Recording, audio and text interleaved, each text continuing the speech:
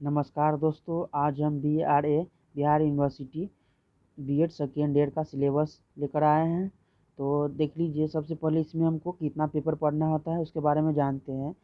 आपको BEd first year में आपको 10 पेपर पढ़ना होता है, लेकिन आपको सेकेंड ईयर में 6 पेपर पढ़ना होता है। कितने पेपर पढ़ना होता है? 6 पेपर पढ़ना होता है। और इसमें उसके बाद इंटर्नशिप आपको 250 मार्क्स का होता है। समझे कितने मार्क्स का होता है इंटर्नशिप? 250 मार्क्स का होता है। तो देख लीजिए, आपको एक पेपर है 7B जो आपका पेडागोगी है, और उसके बाद 8वां है जो 7B आपको 50 मार्क्स का है। और कोर्स 8 जो है, पेपर 8 आपको 100 मार्क्स का है। आपको पेपर 9 है, ये भी 100 मार्क्स का है। और उसके बाद पेपर 10 आपको 50 मार्क्स। पेपर 11 जो ऑप्शनल है, ये भी 50 मार्क्स का होता है। और एक होता है EPC 4, ये भी आपको 50 मार्क्स का होता है। यानी टोटल मिलाकर आप गिनिएगा तो 650 मार्क्स का एग्ज़ाम होता है। समझे? और इसका हम सिलेबस बताते हैं कि आपको कौन कौन पेपर इसमें पढ़ना होता है। पेपर फर्स्ट का हम पढ़े चर्चा करते हैं 7B का। इसमें आपका पेडागोगी होता है। जिस तरह 7A में आप पढ़े हैं ना, उसी तरह आपको 7B में पेडागोगी है।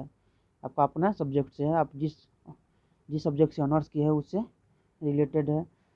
और उसके बाद कोर्स 8 में देखिए, ये सब के लिए है, जिसको हम ज्ञान एंड करिकुलम यानी नॉलेज एंड करिकुलम के बारे में इसमें पढ़ना है। कोर्स 10 में आपको कोर्स 9 में आपको असेसमेंट फॉर लर्निंग के बारे में पढ़ना है। और कोर्स 10 में आपको क्रिएटिंग एंड इंक्लूसिव स्कूल के बारे में पढ़ना है। तो चलिए, कोर्स 9 आपको 100 मार्क्स का होता है, ये तो बता दिए। कोर्स 7 भी 50 मार्क्स का होता है। और कोर्स 8 आपको 100 मार्क्स का होता है। और कोर्स 10 आपको 50 मार्क्स का होता है। और देख लीजिए, एक कोर्स 11 है जो ऑप्शनल है, ये भी 50 मार्क्स का आपको होता है। तो आपको इसमें से चूज करना है। 4 को दिया हुआ है।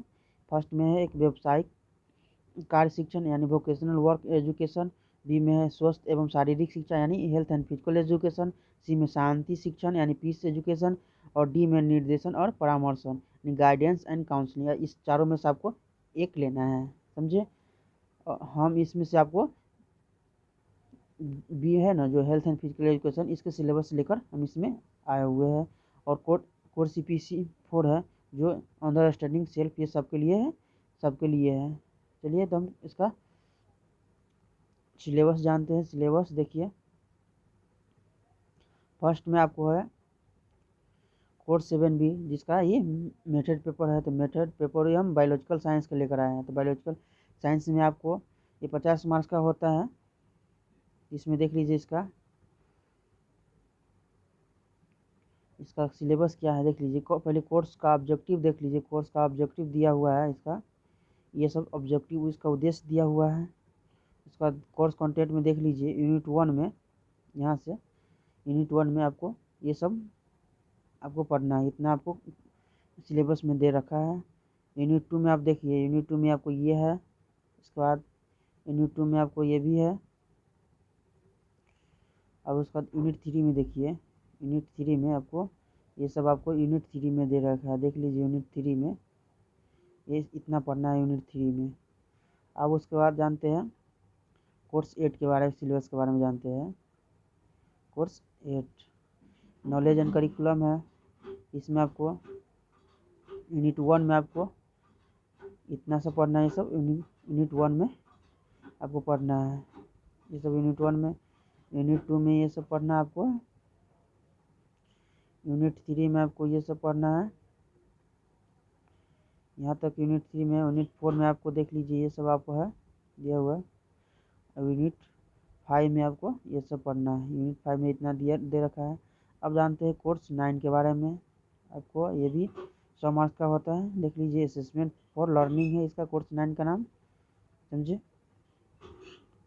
देख लीजिए, कोर्स ऑब्जेक्टिव देख लीजिए, कोर्स ऑब्जेक्टिव इतना दे रखा है। उसके बाद कोर्स कंटेंट में देख लीजिए, यूनिट 1 में आपको दे रखा है, आपको इसके बारे में पढ़ना है। ये सब सिलेबस में दे रखा है। उसके बाद देख लीजिए, यूनिट 2 में ये सब आपको दे रखा है। यूनिट 3 में आपको यह है। यूनिट 4 भी देख लीजिए, यूनिट 5 भी देख लीजिए, समझे। अब देखिए कोर्स 10 के बारे में, ये 50 मार्क्स का होता है। देख लीजिए यूनिट 1 में आपको पढ़ना है इतना, ये सब आपको यूनिट 1 में पढ़ना है। यूनिट 2 में आपको ये सब पढ़ना है इतना, ये सब यूनिट 3 में आपको ये सब पढ़ना है यूनिट 3 में। अब कोर्स 11 के बारे में जानते हैं, जो ऑप्शनल है।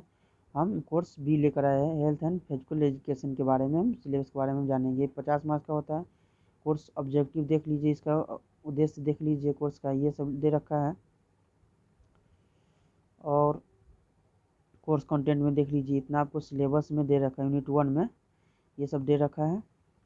यूनिट 2 में आपको फूड एंड न्यूट्रिशन के बारे में, यूनिट 3 में आपको इतना दे रखा है, समझे। एक बार बता देते हैं आपको, देख लीजिए 50 नंबर वाले में आपको 3 यूनिट तक दिया रहता है, लेकिन 100 वाले में आपको 5 यूनिट तक दिया रखा आता है, समझे। आप देख लीजिए एक है EPC4 जो कॉलेज एग्ज़ाम कंडक्ट कराती है। तो इसमें देख लीजिए सिलेबस में क्या दे रखा है, स्वयं की समझ। इसमें आपको यूनिट 1 में आपको ये सब पढ़ना है। यूनिट 2 में आपको देख लीजिए योगा के बारे में पढ़ना है। और यूनिट 3 में बिकमिंग ए ह्यूमन टीचर के बारे में पढ़ना है। वीडियो देखने के लिए धन्यवाद।